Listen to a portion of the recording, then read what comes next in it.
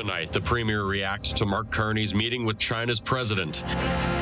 Week 2 of the trial over Misha Pavlik's death in 2006 wraps up. And our crew is out among the trick-or-treaters for Halloween. Live from our studios in Regina, this is CTV News. Good evening and happy Halloween. Lee is away tonight. Prime Minister Mark Carney was in Asia today speaking with Chinese officials in the interest of furthering trade talks. Premier Scott Moe was one of those watching the meetings closely, especially if those talks could lead to the removal of tariffs on Canadian canola. Wayne Mantika reports. Prime Minister Mark Carney met with the Chinese president in South Korea, where they discussed trade issues including canola, seafood, and electric vehicles. We now have a turning point in the relationship, a turning point that creates opportunities for Canadian families, for Canadian businesses, and Canadian workers. While there was no agreement on the lifting of tariffs, Prime Minister Carney was invited to China for further talks. Saskatchewan's premier is encouraged. In 8 years, that's the first opportunity that we've had for the Prime Minister of Canada to meet with the President of China, and that is a positive step forward. Saskatchewan is also dealing with the impact of American tariffs on steel and a new tariff imposed by India on yellow peas. Saskatchewan's opposition leader is encouraging Scott Moe to travel to India immediately. You know, there's only so much that producers can withstand. I think this is one we need to drive at and not leave days, let alone months, before we see the Premier in India. The Prime Minister has accepted China's invitation to visit, as Canada works at mending trade relations on several fronts. Wayne Mantika, CTV News, Regina. Sentencing arguments were made by defense counsel and the Crown today for a man found guilty of sexual assault in 2007. Jacob Carr has the details. The sentencing of Edwin Woolheather has been delayed after he was found guilty in May of sexually assaulting a child back in 2007. In a previous case, Woolheather faced 3 counts related to the sexual assault of a minor, but all 3 of those charges were stayed in court. That investigation led to police receiving information about a sexual assault of a child in 2007, and Woolheather was arrested in April of 2023. He was then found guilty of 1 count of sexual assault on May 16th of this year. The defense and the Crown are far apart when it comes to a sentencing decision they'd like to see for Woolheather. The defense pushing for a conditional sentence served in the community for 2 years less a day, while the prosecution wants a 2-year jail sentence at minimum. Many of Woolheather's friends and family were on hand on Friday, as well as the victim in this case with her mother and father. She read an emotional victim impact statement for the courtroom, stating, "To this day, it still impacts me. When I look back, I am reminded of a little girl that had her innocence taken away. I am still unpacking from all the trauma that it caused." Her mother adding, "My daughter has a remarkable ability to persevere despite dealing with this traumatic experience. We love her and are always proud of her." Justice Darren Chow adjourned the sentencing to 3 p.m. on December 5th here at Court of King's Bench. Jacob Carr, CTV News, Regina. In a Saskatoon murder trial today, a Crown witness said the relationship between his friend and her boyfriend seemed normal the night she died. Andrew Rosenfeld is charged with second-degree murder in the death of his girlfriend, Nikira Brown. Brown's friend testifying that he was with the couple in the hours before Brown was found dead inside their Saskatoon apartment, adding the couple seemed to be getting along. Throughout the trial, the defense suggesting Brown's death was a homicide. The Crown is expected to continue calling witnesses until Tuesday. A former member of the Saskatoon Police Service faces an assault charge over an off-duty incident at a party. According to the Saskatchewan Serious Incident Response Team, an investigation revealed there were reasonable grounds to believe an assault took place. The former officer will appear in court next month. It's the same party that led to a series of suspensions and later dismissals from the force, with 3 fired officers appealing their termination from the police service. In celebration of the 140th anniversary of RCMP Depot Division, a flag was raised at Regina City Hall this morning. Damien Smith has the details on Depot's history and its modern challenges. It's a celebration of 140 years at City Hall, commemorating the history of the RCMP Depot Division in Regina. A flag raising to honor the history, service, and dedication of Depot since its formation in 1885. And to put that into context, Queen Victoria was our monarch at the time. The Northwest Rebellion was going on, and 6 days after Depot opened, the railway was completed across Canada. And that's not all that's changed. Crime is getting more sophisticated. I think being a police officer is, more dangerous than it ever has been, more complex, dealing with many different scenarios, whether it's mental health or drugs. With over 19,000 officers working across the country, the RCMP say that there has never been a better time to apply. Some people will come to me and say, I'm not sure if I have what it takes to be a police officer. And obviously, if your heart is in the right place and you're a good person, that's the basic thing that we're looking for. You don't necessarily have to be big and strong. People come from all walks of life, and that's actually what makes us stronger. The depot arrived shortly after Regina was founded in 1882, and the city is proud that it can be a key developer for cadets, including their 26-week training program. We're just happy to be host to such an incredible service and something that serves our nation. And so, we're proud. We're proud, in Regina to host the service here, to host the training here, and to have, people come to experience what we have to offer here in the city. Hoping to carry on the tradition that started right here in the Queen City for another 140 years and beyond. Damian Smith, CTV News, Regina. Well, it might be Halloween today, but the Saskatchewan Health Authority is already looking ahead to Christmas, announcing Regina's Urgent Care Centre will be closed on Christmas Day, Boxing Day, and New Year's Day. The SHA says the announcement is to accommodate for doctor availability and staffing holidays. Patients in need of emergency medical care on December 25th, 26th, or January 1st are asked to go to one of the city's emergency rooms instead.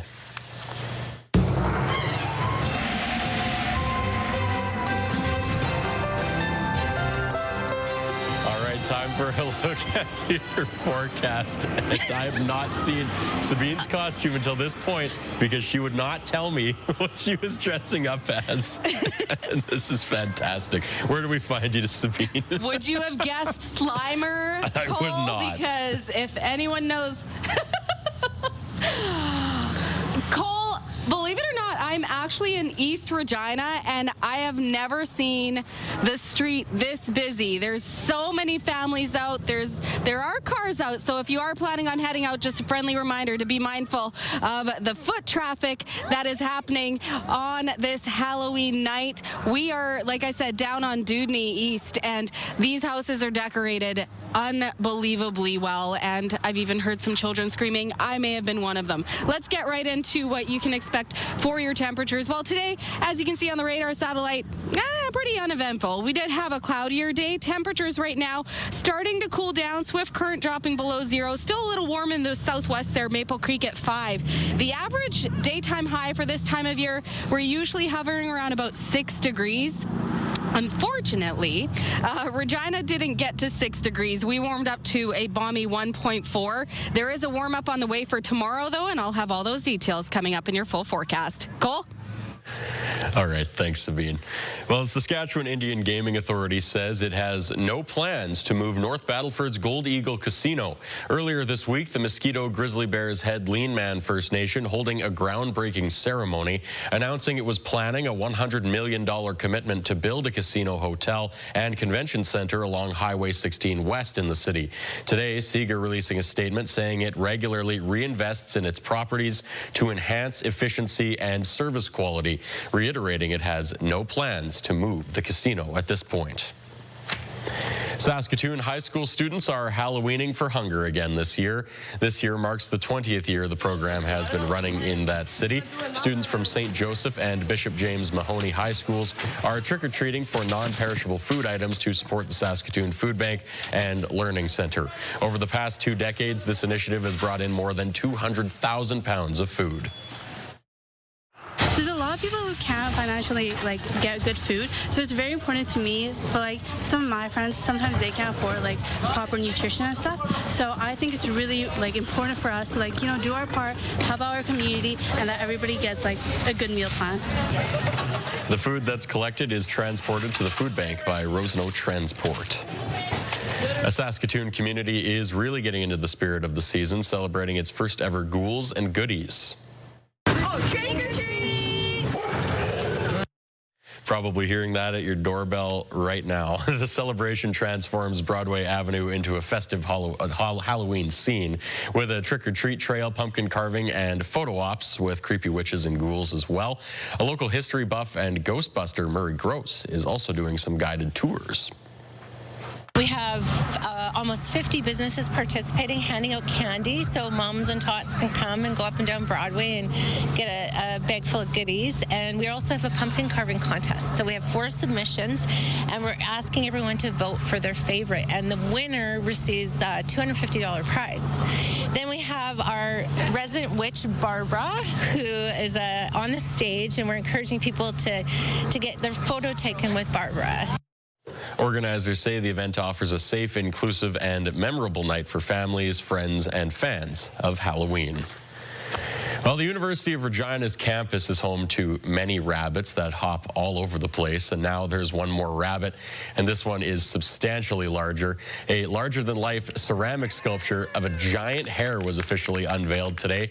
The project took about 2 years to complete and was created by students in a public ceramic art class. The hare is named Jack Rabbit, a nod to both the large number of wild rabbits hopping around campus and Professor Jack Schurz, the man who founded the U of R ceramics program in 1965.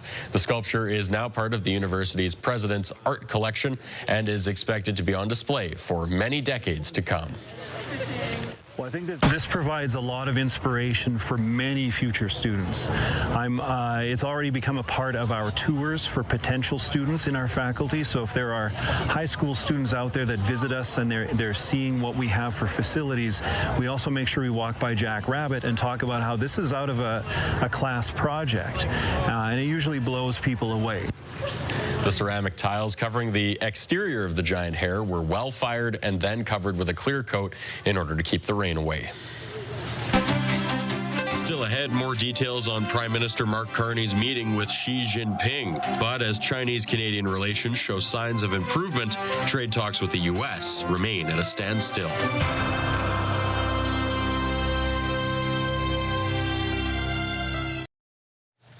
The second week of a 4-week trial for the man accused of killing Misha Pavlik has come to a close. As Mick Favel reports, the week's testimony ending with an expert witness. A pathologist who determined Misha Pavlik's cause of death shared details of his findings the morning of May 23, 2006, days after the 19-year-old's death at a grad party near Last Mountain Lake. Dino Gramatico performed the autopsy, finding Pavlik was stabbed 4 times, once in the back of the arm and 3 times to the torso. One of the torso wounds hit directly to the heart of Pavlik, creating an opening over 2 centimeters long, another wound landing in the same area right next to the heart.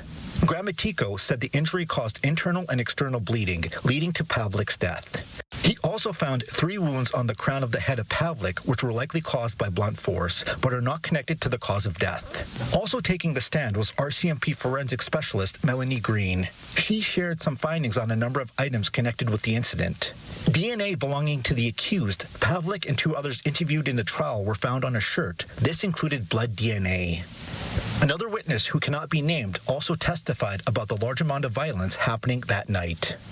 The trial is planned to continue for another 2 weeks. It will pick up again Monday morning with 5 witnesses set to testify. Mick Favel, CTV News, Regina.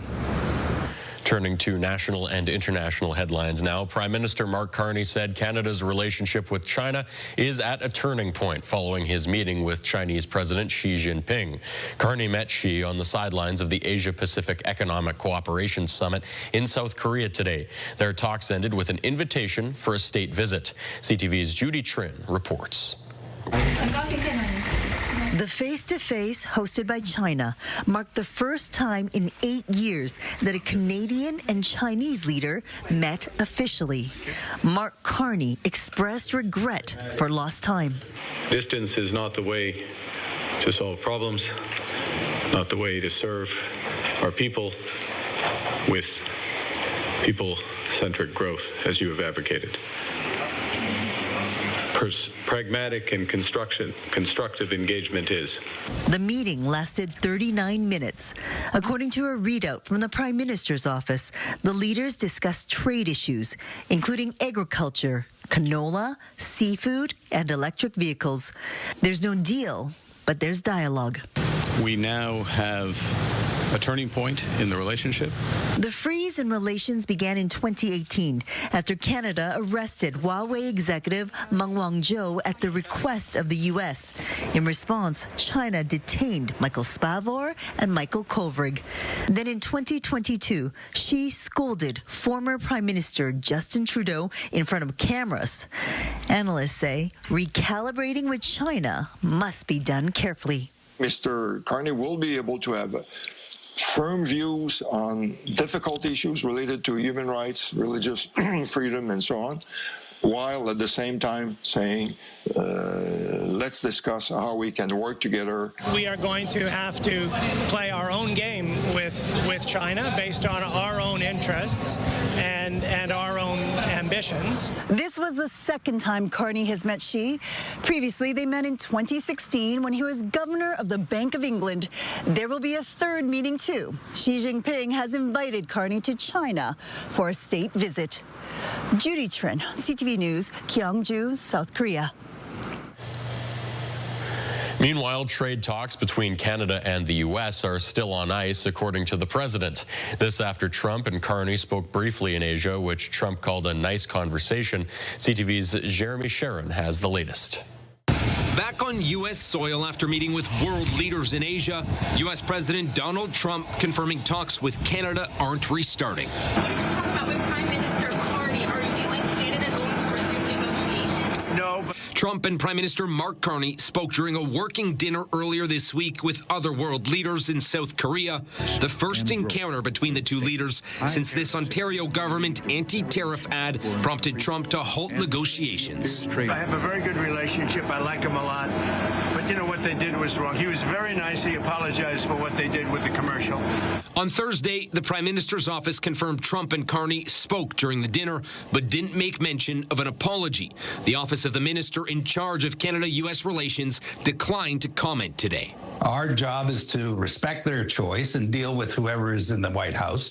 And so it's up and down with Canada, but we'll just have to bear through it as we make our way in getting a trade agreement, a new trade agreement with our American neighbor. Washington has accused Canada of being difficult to deal with in negotiations. Trump's National Economic Council director telling CNN Canada hasn't been playing fair. So President Trump won't stand for it. He's tried to negotiate with the Canadians to get better deals for Americans, and they've been, frankly, rude and dismissive, and this is how it gets to where we are. Carney's government has said it stands ready to resume negotiations whenever Washington is ready, and Canada's ambassador to the U.S. says lines of communication remain open. Jeremy Sharon, CTV News, Ottawa. Across the U.S., tens of millions of Americans are bracing for a lapse in federal food aid benefits or food stamps amid the ongoing government shutdown. When you live paycheck to paycheck, it leaves very little room for any emergencies to come up. So we're going to see people, even when they do receive their benefits later on this month, hopefully the damage will already be done because things are due usually for most families at the beginning of the month. The ongoing government shutdown has impacted next month's Supplemental Nutrition Assistance Program, known as SNAP for short. The benefits are only funded until tomorrow. The looming pause leaves the more than 40 million people who use the service in limbo. A federal judge is holding an emergency hearing today. They're considering whether to order the Trump administration to tap into a rainy day fund in order to cover food stamp benefits. Canada's Supreme Court has ruled against mandatory minimum jail sentences for people who access or possess child sexual abuse material. In its ruling, the court says a mandatory one-year prison sentence for those crimes is unconstitutional. According to the High Court, such a move would remove a judge's discretion to impose other sentences when appropriate. The decision backs a previous ruling in Quebec involving the cases of two men who pleaded guilty to offenses. The Supreme Court is set to decide next Thursday on whether to hear a last-ditch appeal against an ordered cull of over 300 ostriches at a BC farm. Universal Ostrich Farms is challenging the Canadian Food Inspection Agency's order to cull the flock after an avian flu outbreak was detected late last year. If the court decides not to hear the case and lifts a stay on the cull, there will be no legal roadblocks to the killing of the birds. But if leave to appeal is granted, a final decision on the fate of the flock would come after a hearing. Talks are underway with Indigenous groups to gain support for a pipeline to BC's coast. The Alberta government is leading the application to send more crude west and then off to markets worldwide. But First Nations groups seem split on whether to embrace Alberta's pitch. Jordan Canagan reports. Alberta's premier calls a pipeline west a once-in-a-generation opportunity, and now the province is seeking support from First Nations along a potential route. When you're looking at the scales, metaphorically, that the support scale is actually a little bit heavier than anybody could have anticipated. Alberta announced earlier this month it would spearhead the initial work for a proposed pipeline to BC's northwest coast. It's teaming up with private partners to suggest a route and figure out cost, also part of the plan, Indigenous engagement and co-ownership of a possible project.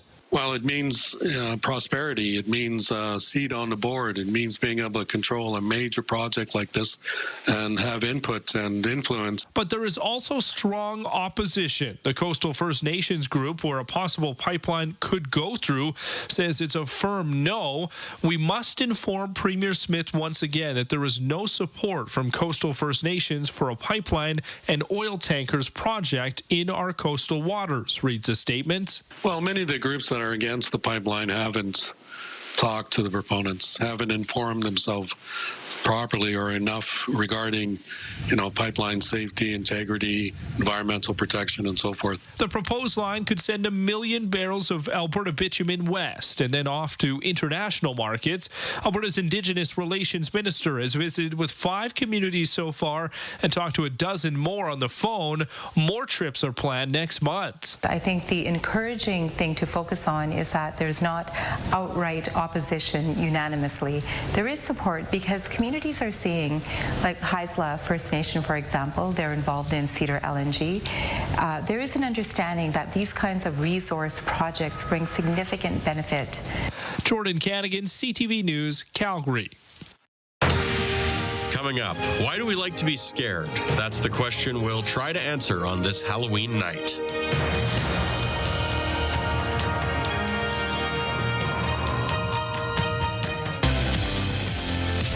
Hope you enjoyed your Halloween. It's time now to grow the Mo. On Monday morning, the Movember campaign officially launches in support of men's health. We're learning all about it.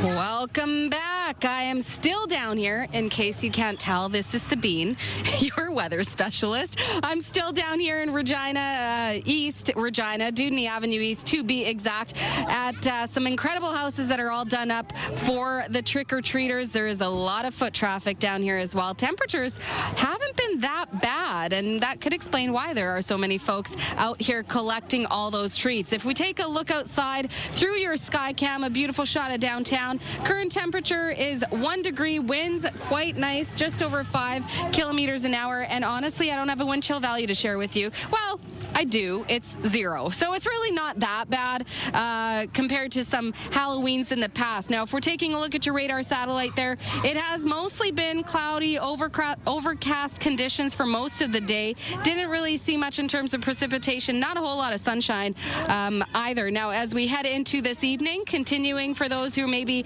going out a little later for trick-or-treating, you can see that on our Futurecast, conditions will clear for tonight. Now, it's not until we head into tomorrow the clouds will start to roll in, and tomorrow evening is when we're going to see that large band of precipitation come through. You can see a lot of that rain primarily affecting areas like Prince Albert. Now, we will see a little band of precipitation come through Sunday evening as well in southern Saskatchewan. Swift Current, Regina could see some of that rain. Most of southern Saskatchewan with that system could see anywhere between 1 to 3 millimeters of rain. It does not look like it's going to be a heavy rainfall coming through. But let's talk about temperatures of what you can expect for tomorrow.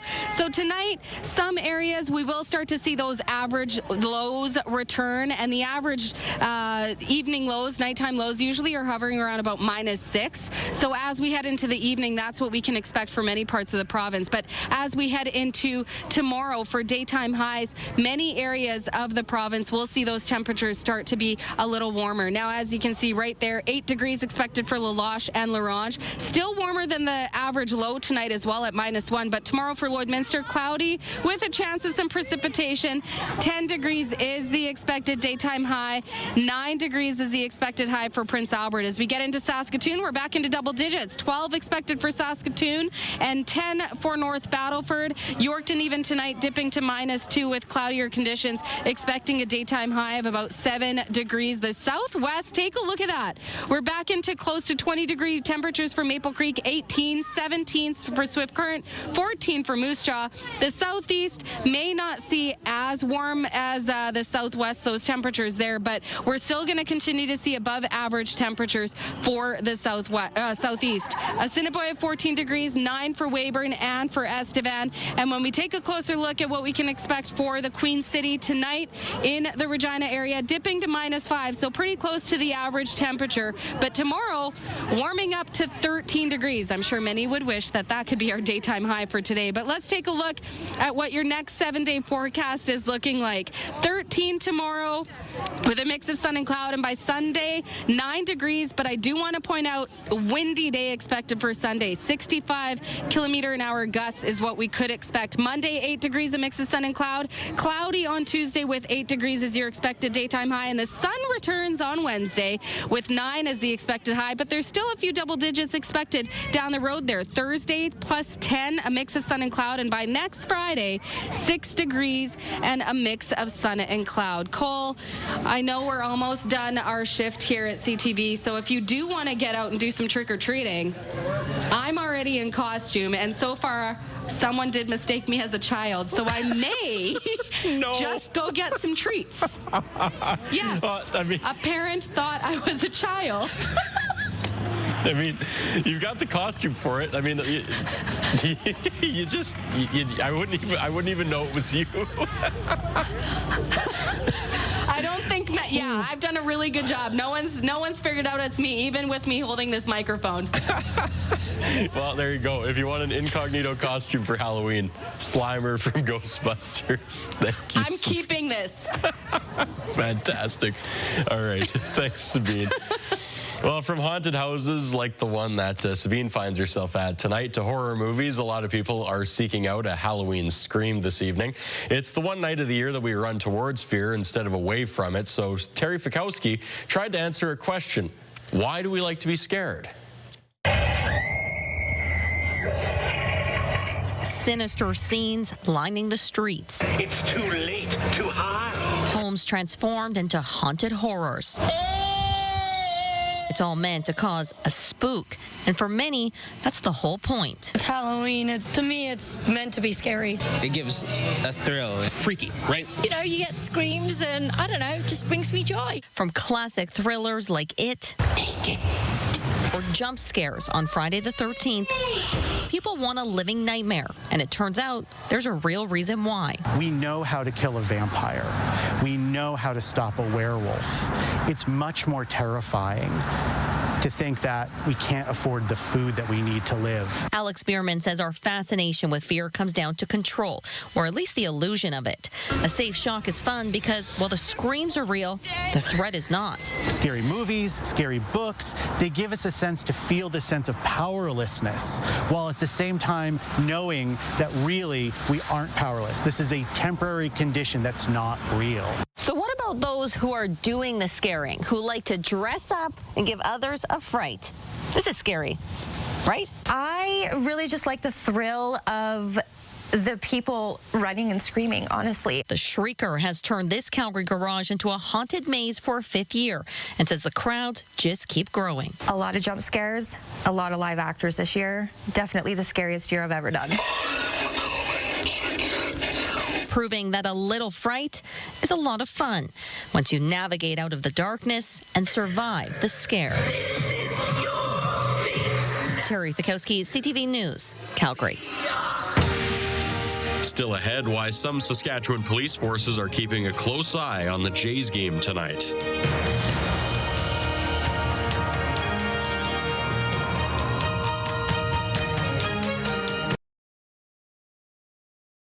Wardrobe consideration in part by Colin O'Brien Men's Shop. Well, police in Saskatchewan will be keeping an extra careful watch on the streets with Halloween and Game 6 of the World Series both happening on the same night. They'll be especially vigilant in Saskatoon, given what happened 32 years ago.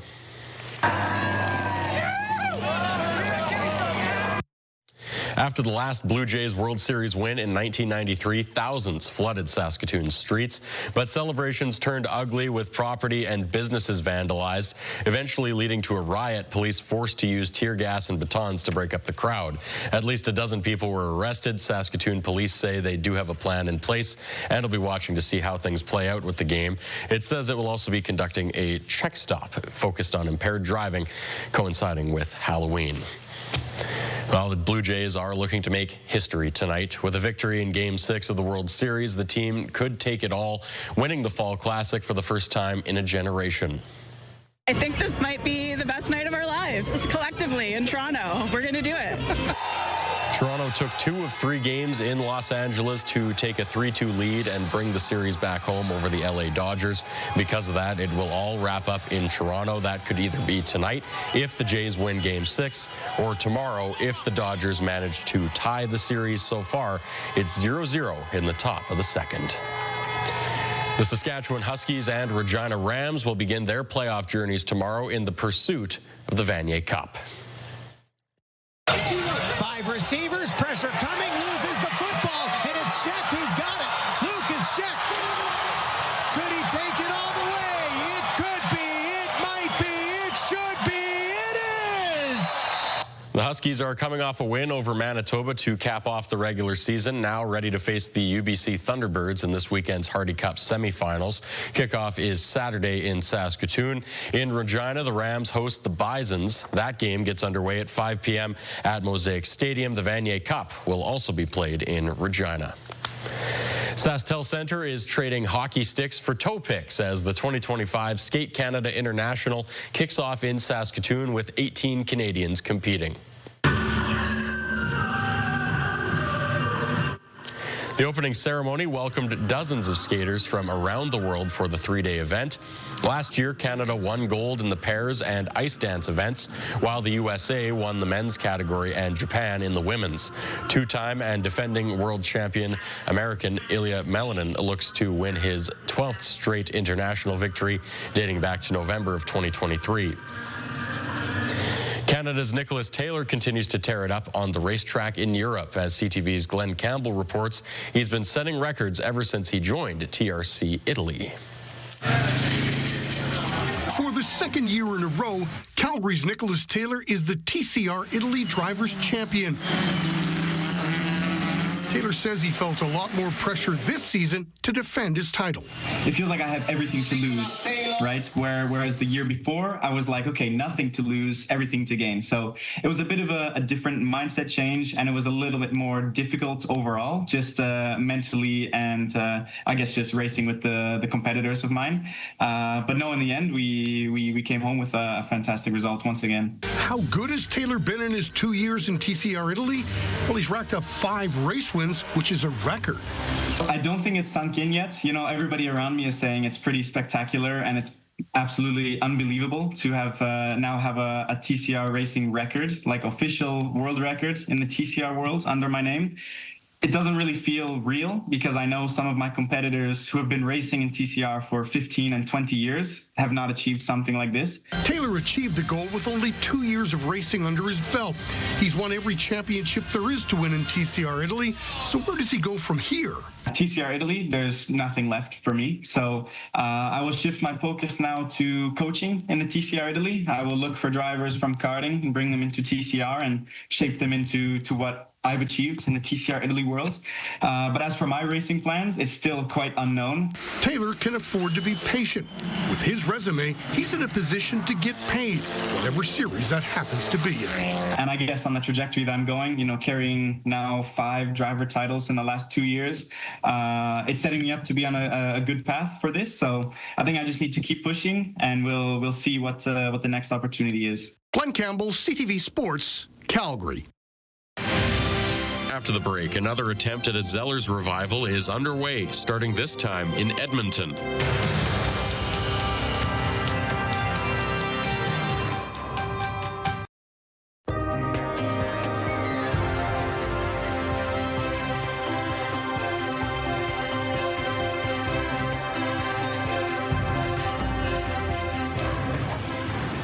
Welcome back. Still down here in East Regina, checking out the immense crowd, the big crowd that is out here for trick-or-treating. We have had so many people come by, say hello, but let's get right into your rural forecast for what you can expect tomorrow. Now, it hasn't been that bad out here right now, and heading into tomorrow, it's actually going to get warmer. We're going to get back into double digits for some areas. Still seeing a little bit more cloud cover. You can see there, Hudson Bay, 6 and cloudy, 8 from Melfort and cloudy, but then over in the Lloydminster area, we will see some precipitation with 10 degrees as the expected high. Now, the closer we get to the southern border, the temperatures warm up. 18 degrees for Maple Creek, mostly cloudy, 15 for Leader. Still a little cooler in the east, but we're still going to see those temperatures within seasonal range. Now, for Paradise Hill, tomorrow, we will see a little bit of precipitation come through in the afternoon. 11 is the expected daytime high with the winds getting up to 30. That 11 degrees will probably feel closer to about 10, so not that big of a change for your daytime high, so warmer than average. Now, I do want to just say a quick thank you to Angela and her black cat, the mascot for this house, Jinx, and the house prior to this, Sean. They get about 1,500 kids on Halloween coming through these areas, so it's been incredibly busy. And also, thank you so much to Halloween Alley for helping us pick out this great costume.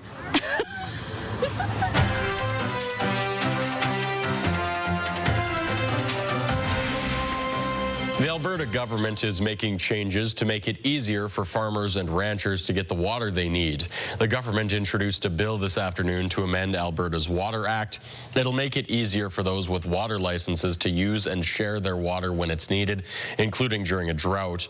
The bill will also enable communities and others to use alternative sources of water, such as rainwater from rooftops and reuse wastewater. The province says while access to water is key, there will still be measures to promote water conservation. A Canadian shopping staple has made its long-awaited return in Edmonton. Zellers has opened its doors at a mall on the north side of the city. As CTV's Merrick Tkach reports, it was a welcome event for people anxious to catch a glimpse of what's inside. Deanna Miller was among dozens of people waiting for Zellers to open its doors this morning. I'm here because I used to work at Zellers a long, long time ago, and just curious to see what they're going to be doing with it this time. One, two, three. Zellers now occupies 60,000 square feet of Londonderry Mall, where the Hudson's Bay used to be. Many customers are very nostalgic and have fond memories of the Zellers brand. Customers like Miller, who worked at Zellers in Ontario for 3 years. I think it's nostalgia. Yeah, and people have missed it. The cheaper stores, somebody to give Zeller or Walmart competition. This store will be missing some of the features of the old Zellers. It won't have a toy section, pharmacy, or a restaurant. Instead, the focus is on clothing and housewares, filling some of the void left behind by Hudson's Bay. Customers were really sad to see the Hudson's Bay go, along with other department stores like Sears. But we are so excited that Zellers will be opening up their store here to bring a modern take on the department store concept. This is the first Zellers to reopen in Canada, marking a welcome return to retail for some shoppers. This mall needs it too, to bring people in, keep it going. Merrick Takash, CTV News, Edmonton. All right, time to take a look at your markets. The TSX was up about 81 points heading into the weekend at 30,260. The Dow Jones sitting at 47,562. The Canadian dollar was down slightly today to 71.32 cents US. As for commodities, gold was down to just over the $4,000 per ounce mark at $4,292. West Texas Intermediate crude up about 41 cents, just shy of $61 a barrel. Western Canadian Select crude a slight increase of 2 cents to 48.21. Gas prices in Regina, most common you'll see is about 129.9. That is a bit of a downward trend. Lowest you'll find is 105.9.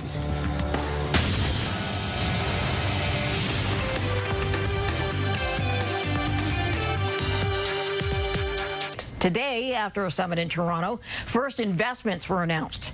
Rio Tinto will get about $25 million to scale up its production of scandium. It's used in aerospace and auto production. Ucore Rare Metals will get more than $36 million to scale up refining of 2 rare earth elements. Right now, China is the dominant player in the mining and refining of rare earth elements and critical minerals. The G7 nations don't want to rely on Beijing for supplies. Real growth domestic product declined by 0.3% in August, offsetting the 0.3% growth of July. The strike by Air Canada's flight attendants pulled down air transportation, and there was a steep drop-off in the movement of vehicles and parts. Car part supplier Magna reported net income of $305 million U.S. for its latest quarter. Now, that's a steep drop from the $480 million in net income from the same period in 2024. But despite the effect of tariffs, the company is raising its sales forecast for the year. Those are your business headlines. I'm Marilla Fernandez.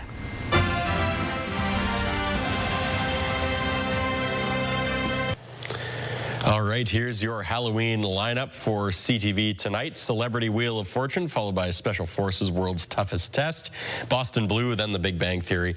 This is followed by E-Talk, then National News at 11, and Local News with Connor Chan at 11:30. Well, if you have teens or tweens at home, this next story likely won't surprise you, but it may irritate you a little bit.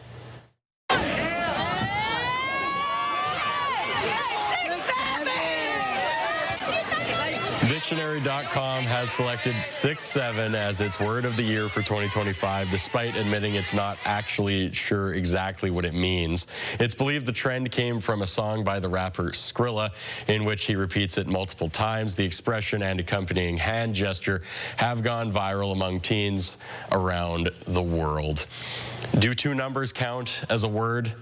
That's not necessarily for me to say. What I can say is that the World Series will either end in game 6 or 7. And one other thing before our show that starts at 6 and ends at 7.